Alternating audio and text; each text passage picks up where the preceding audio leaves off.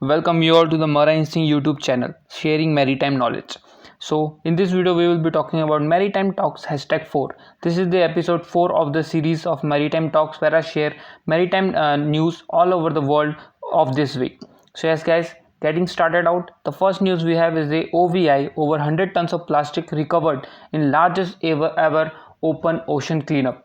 The Ocean Voyages Institute's marine plastic recovery vessel SV Kwai docked at the port of Honolulu on 23 June 2020 after a 48-day expedition successfully removing 103 tons of fishing nets and consumer plastics from the North Pacific subtropical convergence zone, more commonly known as the Great Pacific Garbage Patch or GRI.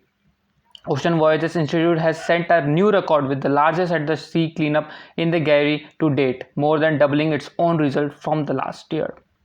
So moving further, if you are not following Marine Instinct on Instagram, guys, you are missing a major chunk of maritime news and maritime podcast and many more things. So I will be putting up the link in the description below. Go check it out and follow us on Instagram, marineinstinct.com. So moving further, the next news we have is the IMO's Day of the Seafarer calls for seafarers as are key workers. The UN International Maritime Organization is highlighting the plight of seafarers on the front line of the COVID-19 pandemic on the year's annual Day of the Seafarer. Day of the Seafarer is celebrated each year on June 25 as a way to raise awareness about issues facing the maritime industry. This year, the IMO has chosen theme is Seafarers are Key Workers to campaign member states to designate seafarers as key workers amid the COVID-19 pandemic and to provide them with the support, assistance and travel options open to all key workers.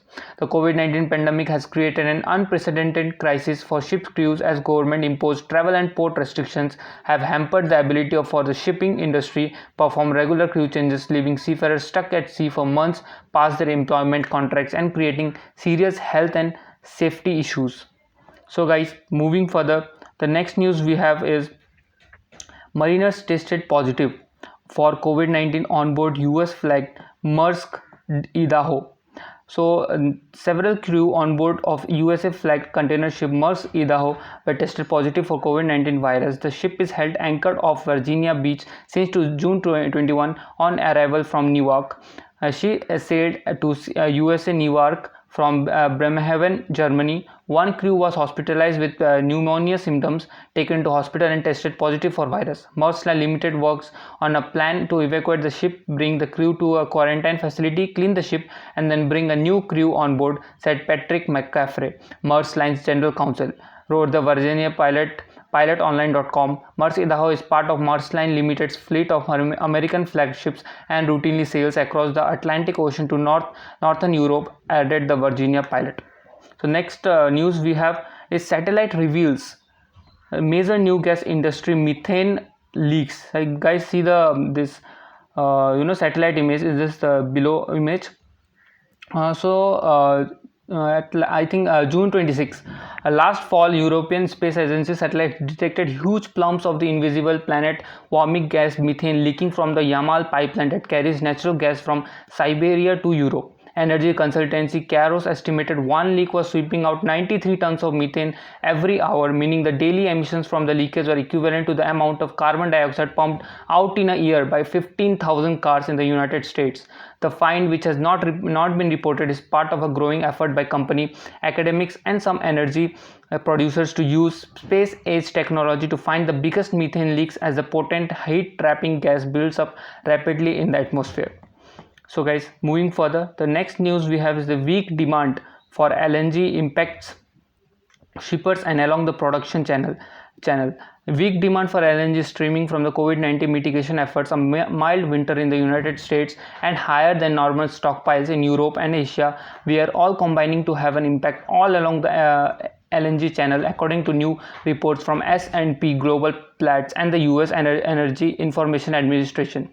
The US EIA says that in 2019, on an annual basis, the United States became the world's third largest LNG exporter, with only Qatar and Australia exporting more LNG. However, new market data from IHS Markit in the EIA update shows that daily natural gas deliveries to US facilities that produce liquefied natural gas for export are down by as much as 60% between March and June 2020. So guys, moving further, Belfast project launched to develop innovative zero emission ferries. Yes guys, the UK government awarded a 33 million euro innovation grant to a consortium of Belfast based companies to develop and build a revolutionary new design for zero emission hydrofoil ferries, with further investment from consortium partners bringing the total close to 60 million euro for over the next 4 years. The project is proposing an electrical hydrofoil propulsion system that will enable vessels to operate with up to 90% less energy and produce zero emissions during operation. The syndicate, which is a mix of established and young companies, is being led by Artemis Technologies, a spin-off from the America's Cup sailing team, Artemis Racing. Other members of the group include Belfast Harbour and Bombardier, academia and local public bodies.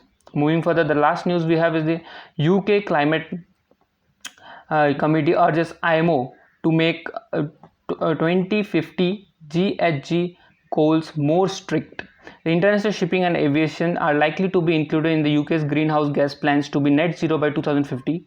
The Committee on Climate Change has given a progress report on how well the UK is proceeding in cutting emissions, in which it urges for shipping and aviation to be formally included in the UK climate goals and for the UK to put pressure on the International Maritime Organization to make its own 2050 targets more strict. The IMO's target would see shipping emission have 30 years from now compared to 2008 levels.